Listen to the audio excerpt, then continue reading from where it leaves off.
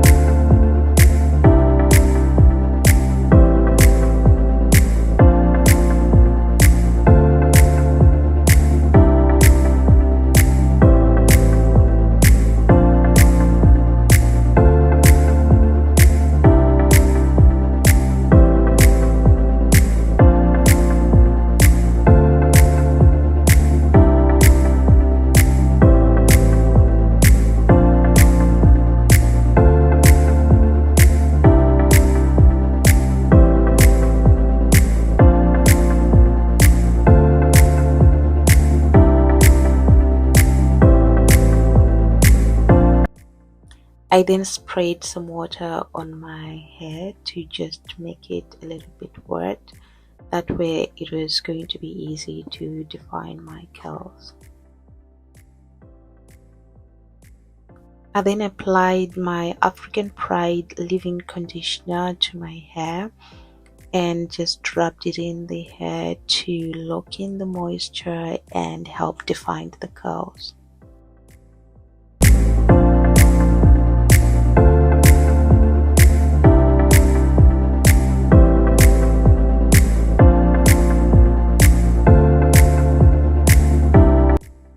I added more water on the parts that were not moist enough.